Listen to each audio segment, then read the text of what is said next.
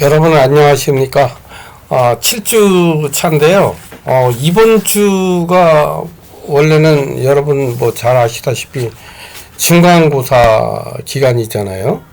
네, 저희는 이제 중간고사를 안 보기 때문에 여러분한테 그냥 간단하게 레포트만 좀 내드렸어요. 그 레포트는 여러분의 그 점수에 일부 제가 이렇게 넣도록 하겠습니다. 자세한 건 제가 다음 주에 또 설명을 드리고요. 자, 우리가 이번 주 할 거는 이제 환경 분석이죠. 우리가 지난 시간에 했던 것들을 한번 잠깐 생각을 해 볼까요? 우리가 지난 시간에 어떻게 했죠? 우리가 경영 목표, 뭐 경영의 개념 이런 것을 우리가 얘기했죠. 그리고 경영 전략의 추진 과정 요거 조금 이해해 둘 필요 있어요. 전략 목표 설정, 그 다음에 환경 분석, 그 다음에 경영 전략 도출 및 실행, 그 다음에 평가 및 피드백 이렇게 말씀을 드렸고요. 이번 시간에 하는 거는 이제 환경 분석입니다. 두 번째. 지난 시간에는 뭐 했다고요? 전략 목표, 또 경영 및 전략 목표 설정이에요. 목표 설정이죠. 경영 목표 설정. 그죠? 그리고 거기에 뭐 있었어요? 비전 설정이 있었고, 그 다음에 이제 비전 설정이 있었죠. 그죠? 경영, 뭐 조직. 예. 그래서 이제 우리 이렇게 해도 한번 낼 수 있어요. 여러분 이제 한번 이렇게 보시면 알겠지만, 우리가 비전이 뭔가, 뭐 이런 것도 전략이 뭔가, 뭐 이런 개념을 한번 물어볼 수 있거든요. 그럼 이제 비전은 뭐예요? 비전이라는 것은 기업이 나아가야 할 방향이나 모습을 얘기하는 거죠. 그리고 비전은 기업이 미래에 달성하고자 하는 이제 어떤 희망 상태죠. 상태. 그리고 이제 미래를 향한 기업의 꿈을 실현시키기 위한 어떤 역할, 또 기본 방향 이런 거를 구체화시킨 거, 이게 바로 비전입니다. 아셨죠? 그 다음에 우리 지난 시간에 경영의 4대 구성 요소 얘기했죠?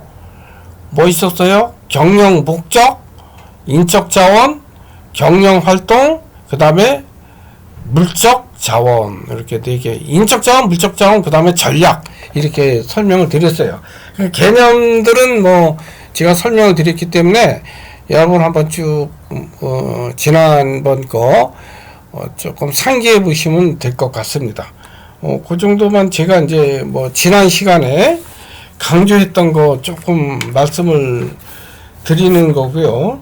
그리고 이제 조직 목표에 대해서도 이제 뭐 MBO까지 설명하면서 했는데 요것도 이제 한번 대충 상기시켜 볼 필요는 있어요. 조직의 목표는 조직 구성원들이 여러 대안 가운데서 이제 선택하고 의사 결정할 수 있는 기준을 제시하는 거죠. 그죠? 그 다음에 조직의 목표는 뭐라고 그랬어요? 현재 지향적 개념이 아니고 미래 지향적 개념이라고 말씀을 드렸어요. 그 다음에 조직의 세부 목표는 사명에 비해서 측정이 가능한 단기적 목표, 뭐 이렇게 생각하시면 되겠죠. 그래서 뭐 그런 정도로 이제 여러분이 이제 한번 생각하시면 되고, 또 조직의 사명, 이거는 이제 조직이 존재하는 정당성과 합법성 제공, 뭐 이 정도. 요 조직의 사명 뭐 이런 것까지는 제가 말씀을 안 드렸는데, 뭐 여러분이 그냥 쭉 생각해 보시면 이해할 수 있는 그런 차트라서 이제 제가 말씀을 드렸고요. 자, 우리가 이번 시간부터는 이제 환경에 대해서, 환경 분석에 대해서 얘기를 한다고 했습니다. 환경 분석은 크게 뭐가 있다고 했어요? 내부 분석과 외부 분석. 그죠? 그래서 외부 변화 요인 분석, 내부 변화 요인 분석. 이렇게 한번 나눠볼 수 있어요. 그래서 이제 외부는 시대적 환경이 이제 어떻게 변해 왔는가, 또 위험 리스크, 그 다음에 국제 표준, 또 보호장벽, 세계화로 인한 보호장벽, 또 경쟁 위험, 뭐 이런 외부 환경 변화에 따라서 이제 우리 기업이나 이런 조직에 영향을 미치잖아요. 그래서 외부 요인 이렇게 보는 거고요. 또 뭐 이 안에 외부 요인은 뭐 정책도 들어갈 수 있을 거예요. 국가 정책. 그다음 내부 이제 구성원들의 패러다임 인식 변화, 또 경쟁 업체의 업무 제휴, 뭐 기술 제휴 같은 거, 마케팅 제휴, 또 컨소시엄 이런 거. 컨소시엄은 뭔지 아시죠? 컨소시엄은 예를 들어서 하나의 목표를 두고요. 하나의 목표를 땄어요. 예를 들면 뭐 한 100억짜리를 땄으면 여기에 하나의 기업이 들어가기가 좀 어렵잖아요. 그죠? 그러면 여러 개의 기업들을 모읍니다. A라는 기업, B라는 기업, C라는 기업. 그래서 여러 개의 기업들이 모여서 거기에 출자하고, 그렇게 해서 이제 공동으로 하고 이익은 공동 분배하는 거죠. 이게 바로 컨소시엄입니다. 아시겠죠? 지분 참여는 뭐 지분을 이렇게 나누는 그런 개념을 의미합니다. 아시겠죠? 그래서 외부 요인, 내부 요인. 먼저 우리가 외부 요인, 변화 요인부터 한번 살펴보도록 하겠습니다. 환경 변화 트렌드 한번 볼까요?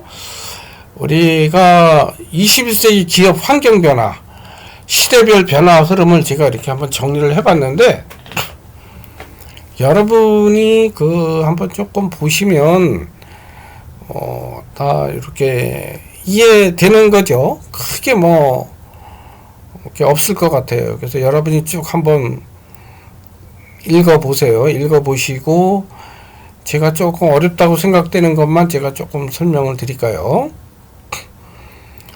한번 경제 환경은 뭐 공업화에서 탈공업화, 또 오늘날은 이제 고도 정보화 됐다는 거. 그 다음에 목표는 강한 성장과 이익을 목표로 했죠. 그래서 강한 회사 뭐 이런 거였다면, 90년대는 이제 좋은 고객 만족, 좋은 회사 뭐 이런 쪽. 또 오늘날은 고객 가치 창조 개념으로 이제 많이 소비자 보호 이런 개념으로 많이 흘러갔다 하는 것. 그죠? 기술 필요를 한번 볼까요? 하드웨어적이었죠. 아날로그. 그러다 이제 소프트웨어 디지털로 바뀌었고요. 지금 이제 콘텐츠웨어 AI죠. 이제 오늘날 이제 뭐 4차 산업혁명의 기반이 되는 그런 것을 설명할 수 있겠습니다. 그 다음에 이제 맨 끝에 종업원은 동질적 폐쇄 집단, 분화 집단, 엠파워먼트 정도. 이거 경영학, 셀프 리더라고 하는 거죠. 자기가 스스로 이렇게 알아서 하는 거. 이런 개념을 이제 설명을 하고 있습니다. 이런 흐름이 있었다는 것들을 여러분들이 좀 이해하시고, 그 다음에 쭉 읽어보시면 될 것 같아요. 이런 흐름이 있다. 뭐, 여기서 뭐 시험이 나거나 뭐 이런 거는 아니니까, 그냥 이해만 좀 여러분이 이렇게 하시면 될 것 같습니다. 자, 한번 쭉 읽어보셨죠?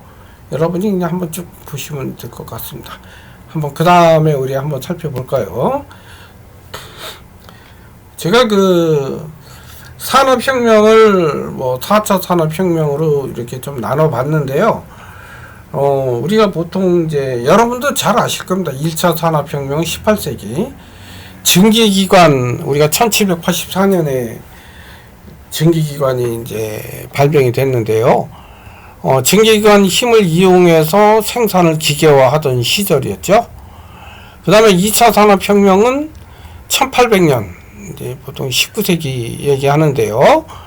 19세기에서 20세기죠. 전기에너지를 이용해서 대량 생산을 좀 구축화하는 시기였다고 봅니다. 또 3차 산업혁명은 이제 컴퓨터와 인터넷이 기반이 돼서 지식 정보 혁명을 일으킨, 그렇게 해서 이제 생산의 자동화.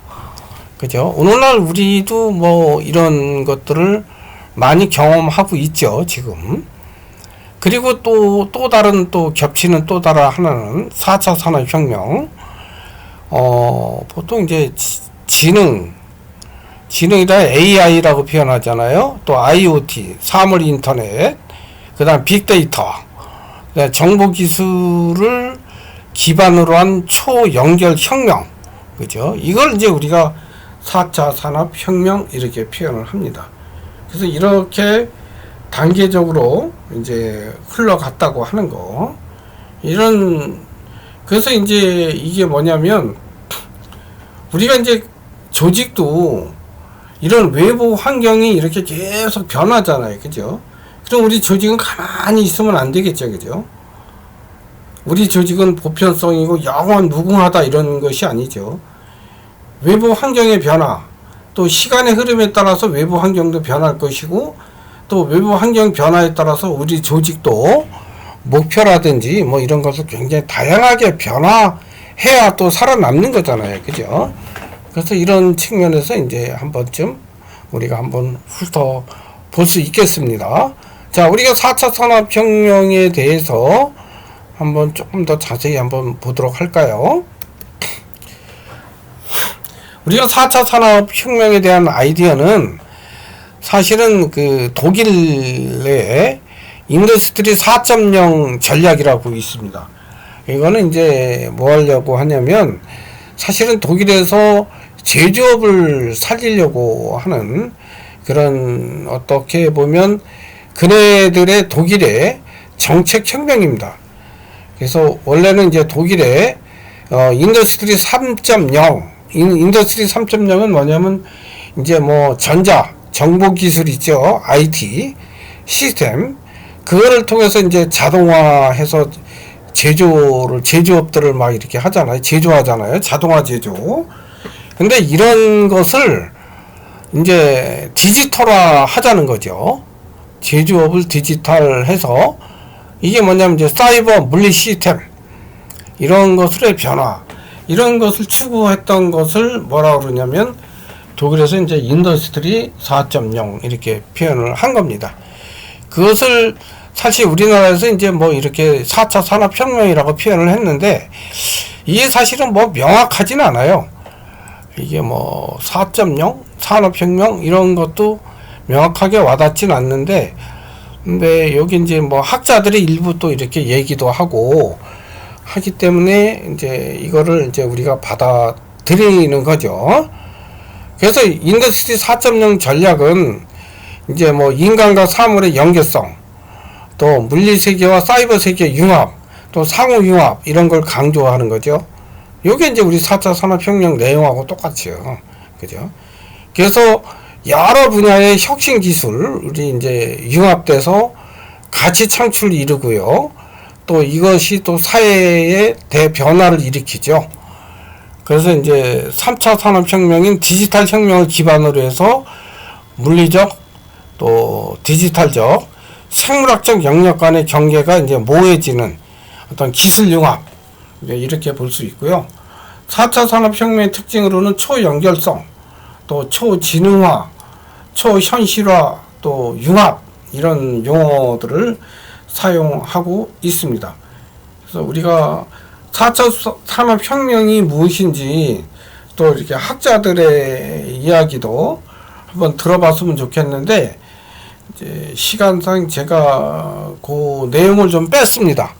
여러분 이해하시고, 또 왜냐면 요게 뭐 기업가 혁명이나 뭐 이런 과목에서는 제가 이렇게 같이 강의도 했었는데, 지금 이 시간에 우리가 조직위에서는 외부 환경을 이해하는 게 목적이잖아요. 그죠? 그래서 뭐 그렇게 또 깊이 들어가면은 시간적 여유가 좀 안 날 것 같아서 그냥 이런 정도에서 마치도록 하겠습니다. 4차 산업혁명이 이렇게 있고, 또 요거를 좀 깊이 하면 정보사회론이라고 있어요. 예, 그 속에서 좀 더 깊이 생각해 볼 수 있는 여지는 있는데, 우리가 조직의 이해의 환경 변화를 이해하면서 또 깊이 들어가는 시간도 아니잖아요. 그죠? 그래서 이렇게 있다는 것만 아시면 될 것 같습니다. 그래서 이 정도만 제가 말씀을 드리고, 이제 내부 변화 한번 볼까요? 이제 외부 변화에 대해서 제가 요거는 솔직히 말씀드리면 경영학적 설명은 아니죠. 원래는 조금 경영학적 틀에서 외부 변화 이렇게 설명하면은 조금 더 명확하고 조금 쌈박한 그런 표현이 될 수 있는데, 제가 이제 전공도 사회학이고 하다 보니까, 인문학이다 보니까, 아무튼 이제 사회학적인 그런 쪽으로 제가 끌어서 여러분한테 환경 변화를 설명을 드렸습니다. 요거보다 조금 구체적인 거는 이제 신자유주의 세계화까지 하면, 한데, 요거는 제가 좀 시간을 봐서 다음 주 중에 신자유주의에 대해서 조금 설명을 좀 드리도록 하겠습니다. 자, 이제 패러다임 볼까요? 요 보는 대로, 관점이나 사고의 틀이죠. 우리가 어떤 사물을 바라볼 때, 어때요? 그 객관적인 사실이 우리의 의식 속에서 어떤 의식에 맺히는 상, 이게 우리는 그걸 객관적 사물의 대상이라고 표현하는 거죠. 그죠? 이제 그걸 이제 사고의 틀, 이렇게 표현하는 거거든요. 그래서 이제 이거는 뭐냐면 사고 및 인지 체계의 총합, 이렇게 얘기하고요. 이거는 이제 처음 쓴 사람이 토마스 쿤의 과학혁명의 구조에서 처음 사용이 되었고요. 그리고 이제 이 얘기는 뭐냐면 우리가 세상을 볼 때 있는 그대로 보는 게 아니라는 거죠. 각자의 입장에서 내가 경험하고 느낀 대로 세상을 본다는 것이고요. 그리고 그 패러다임은 바로 내가 세상을 바라보는 하나의 틀, 관점, 이거를 이제 우리가 패러다임이라고 이렇게 표현을 합니다. 그래서 이제 급격한 우리가 변화에 대응하기 위해서는 전통적인 어떤 로직, 어떤 뭐 이념이나 틀 이런 거 있죠. 그런 체계에서 탈피해서 변화에 적응하기 위한 새로운 패러다임을 가져야, 그러니까 새로운 패러다임에 적응할 수 있어야 살아남을 수 있다라는 이제 이야기를 하는 거죠. 근데 우리가 여기서 요 이제 토마스 쿤이 말하는 우리가 이제 패러다임이라는 말은 이제 아까 얘기한 인지 체계의 총합, 사고 및 이렇게 얘기를 했잖아요. 요걸 약간 철학적으로 제가 돌려보면요, 사실은 우리가 바라보는 대상, 그죠?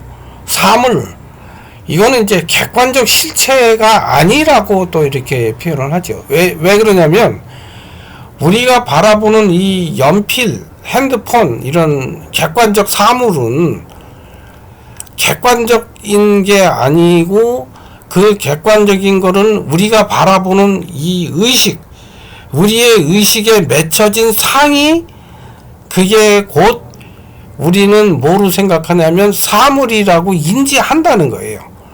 그래서 저것이 진짜 객관적인 사물이다, 대상이다 라는 거는 그 본질은 우리가 알 수 없다는 거죠. 우리가 감각적으로 만져지긴 하지만 이것이 진짜 연필인지 핸드폰인지 그거를 어떻게 아느냐는 거예요. 그거는 모른다는 거예요. 그 본질은. 그러면 그 본질은 어디에 있느냐? 그거는 이제 이렇게 표현할 수 있어요. 조금 철학적으로 표현을 하면, 여러분 플라톤 아시죠? 플라톤은 이 두 개로 나누잖아요. 이데아 세상과 현상으로 나누죠. 그 다음에 칸트는 뭐로 나누나요? 물 자체와 현상으로 나눕니다. 이거는 무슨 얘기냐면 물 자체라든지 이데아 같은 말이거든요. 이데아는 뭐예요? 우리 기독교적 용어로 표현하면 저 천국, 보이지 않는 하늘, 아주 이데아예요. 말 그대로 이상적인 세계, 그죠? 그러다 보니까 뭐 본질 뭐 이런 거잖아요. 그죠? 그런데 우리가 사는 세상은 어때요? 예? 현상이니까 가상의 세계인 거였잖아요. 그죠? 그러니까 진짜 보이는 세상은 이렇게 따로 있는데, 그림자로 비춰진 세상이 가상의 세계, 현상의 세계라고 하는 거거든요. 그러니까 우리가 사는 삶, 죽음, 우리 인간적인 뭐 경쟁, 투쟁 이런 건 다 가상이라고 하는 거예요. 이거를 현상이라고. 그래서 우리가 태어나고 죽음에 대해서는 그렇게 두려워할 일이 없다. 이게 이제 에피쿠르스 학파가 주장하는 것이기도 하고요. 또 쇼펜하우어라는 학자가 또 주장하는 것이기도 합니다. 아셨죠? 여기까지만 제가 설명을 드릴게요. 왜냐하면 패러다임 설명하다가 또 현상을 제가 이렇게 설명을 하는데, 이게 철학적으로는 현상학 이렇게 또 표현도 합니다. 자, 요런 게 있다는 것만 여러분 이해하시면 좀 될 것 같아요. 그죠? 꼭 이렇게 패러다임이 사회과학적으로 이렇게 설명이 되고 철학적으로 이렇게 설명을 할 수 있구나라는 것만 이해하시면 됩니다. 제가 시간이 여러분한테 좀 많이 나서 좀 인문학적으로 조금 제가 알고 있는 것을 또 여러분의 열정과 함께 제가 좀 다 설명을 드리면 참 저도 좋겠는데 정해진 시간 내에 또 이렇게 말씀드리다 보니까 이렇게 맛만 볼 수 있는. 자, 이노베이션이라는 거는 뭐예요? 그냥 경영 내부에서 끊임없이 변화해서 새로운 구조 만들어내는 거. 이게 이노베이션이에요. 혁신이죠? 내부에서 혁신. 그게 혁신입니다. 이노베이션. 패러다임 전환이라는 거는 슌페터가 말했는데요. 요건 이제 창조적 파괴. 창조적이라는 건 뭐냐면 그냥 우리가 가지고 있는 생각은 어떤 생각이에요? 시간과 공간이라는 이 틀 속에 우리가 고정관념이죠? 이거를 깨나는 거. 그죠? 그 헤르만 헤세의 그 작품에 보면 이런 게 나오죠? 데미안에 보면 우리는 아래서 깨어나려고 노력해야 된다. 그죠? 그 아래서 깨어나는 노력은 되게 아프죠. 그죠? 그러나 아프지만 그 아래서 깨고 나와야 한다는 이야기를 하면서 로마 그리스 신화에 나오는 아브라삭스라는 얘기를 하죠. 그 새 이름은 아브라삭스라 한다. 이렇게 헤르만 헤세. 왜냐면 헤르만 헤세도 사실은 쇼펜하우어의 영향을 받은 실존주의적인 또 염세주의 철학적인 영향을 받은 그런 사람이죠. 그런 문학가죠. 그 다음에 이제 피터 드러커도 이노베이션이란 변화를 향한 목표지향적이고 조직 탐색적인 과정이고 패러다임을 깨는 데서 출발한다고 이제 주장하는 거죠. 그래서 기존 사고의 파괴, 바로 이것이 이제 패러다임의 전환이라고 얘기하고 있습니다. 자, 그래서 볼까요? 우리는 틀에서 벗어나야 무엇이 생길까요? 네? 아까 얘기했죠? 틀에서 벗어나야 가끔은 우리가 가지고 있는, 우리는 어디에서 그런 고정 틀을 가지고 있을까요? 제가 말씀드렸죠? 우리가 지금 살고 있는 시간과 공간, 그죠? 시간과 공간에서 내가 평안하고 안온하면 안 벗어나고 싶어 하죠? 여러분, 그렇죠? 좀 나이 든 사람들이 되게 좀 새로운 것을 별로 싫어하죠. 여러분 어머니 아버지가 여러분만큼 핸드폰이나 전자기기를 잘 못하잖아요. 그죠? 그건 이제 그분 살았던 시대 배경이 또 그러니까 여러분이 또 이해도 하셔야 돼요. 근데 자기 관점에서 엄마 이것도 못해, 아빠 이것도 못해, 이거 당연한 거 막 이러고 또 핀잔 주면 어떨까요? 그 다음부터는 이거 들어, 내가 이거 물어보나 마나. 이게 안 물어보게 되죠. 자꾸 대화가 자꾸 없어져요. 엄마 아빠랑. 그래서 서로 아빠가 몰라서 야 이건 뭐 이게 복잡하냐, 뭐 이것 좀 한번 가르쳐 줄래 이러면 그래요. 이게 가르쳐 드려야 돼. 그래야 이렇게 대화의 틀도 생겨. 인간은 관계 속에서 사랑이 생기는 거고요. 또 사랑이라는 거 여러분 뭐라고 생각해? 여러분이야 뭐 여러분 나이 때는 뭐 에로스적인 사랑, 연인 이렇게 얘기하겠죠. 사랑은 어떻게 보면 지다림일 수도 있고 또 어떻게 보면 아끼는 걸 수도 있어요. 왜냐면 그 사이에는 뭐가 있어요? 아낀다는 말에는 행동이 있는 거예요. 왜요? 내가 아끼니까 내가 나서서 뭔가 행동을 하잖아요. 그죠? 그 사람 일 못하게 야 너 가만히 있어. 아끼는 거예요. 그러면 그 사람 사랑하는 거예요. 그죠? 이런 게 어디서 생겨요? 관계 속에서 생깁니다. 이렇게 떨어져서 인터넷만 하고, 저하고 여러분은 지금 얼굴도 못 보고 이렇게 인터넷으로 이렇게 강의를 하고 하지만 사실은 여러분 얼굴을 보고 서로 그 속에서 분위기도 느끼고 이래야 저분이 얼마나 많이 알고 얼마나 많은 또 나름대로의 사상과 생각을 가지고 있는지도 이렇게 내가 분위기를 느낄 수 있는 그런 거거든요. 근데 이렇게 하면 제가 이제 다른 말씀도 못 드리고 이렇게 교과서에 있는 얘기만 이렇게 약간씩 이제 좀 벗어나서 여러분한테 도움이 될 수 있는 얘기만 좀 할 수 있을 뿐입니다. 아셨죠? 자, 틀에서 벗어나야 뭐가 생겨요? 창의성이 생기고 이노베이션이 생기겠죠. 그죠? 그리고 여러분은 어떤 틀에서 벗어나지 못하고 있는지를 한번 생각해 보세요. 자기 나름대로 어떤 고정 틀이 있을 거예요. 그죠? 내가 이거 내려놓으면 난 죽는다 이렇게 생각하는 거. 어떤 사람은 그게 신앙일 수도 있고 또 어떤 사람은 자기 뭐 핸드폰일 수도 있고 여러 가지 자기가 소중히 여기는 어떤 틀이 있을 거예요. 근데 그런 틀도 시간이 변하면 조금씩 변합니다. 세상에 변하지 않는 것은 없어요.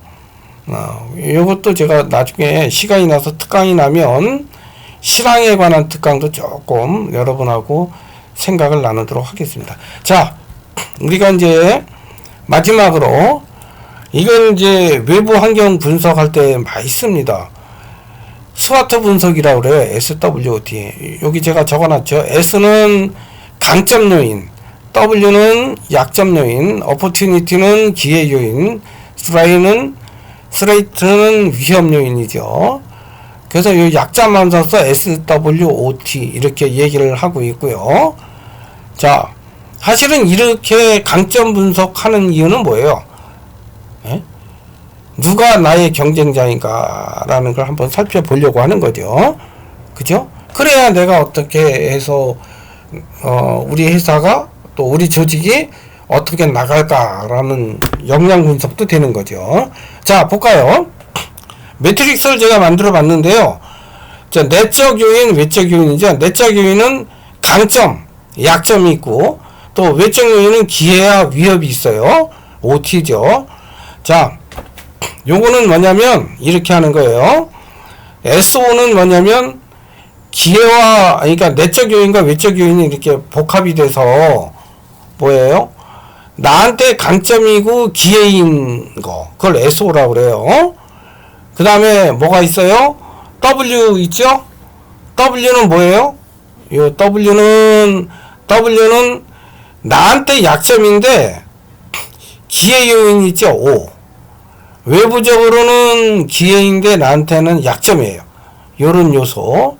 또 어떤 게 있냐면 나한테 강점인데 외부적으로는 위협적인 거. 그죠? 위협적인 거. 위협 요소라는 거죠. 요런 게 있고요. 또 약점은 뭐예요? 나한테 약점인데 위험 요소, 외부적으로 이게 가장 안 좋은 거죠. 외부적으로도 위험하고 나한테도 약점이고 이건 안 해야 되죠 거의. 그죠? 아셨죠? 매트릭스 만든 요 네 가지. 자, 이거를 토대로 해서 여러분이 나의 SWOT 요소를 네 가지 영역에서 우선순위를 한번 리스트해 보고요. 그거를 한번 매트릭스 이렇게 SOWO, STWT 이렇게 해서 한번 작성해 보십시오.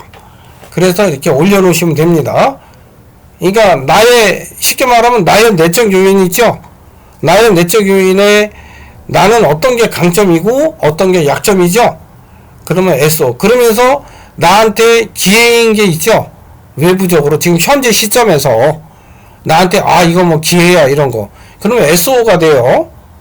W는 뭐예요? 나한테 약점인데 외부적으로는 되게 기회 좋은데 내가 약점에서 이거 될까 말까 이런 거.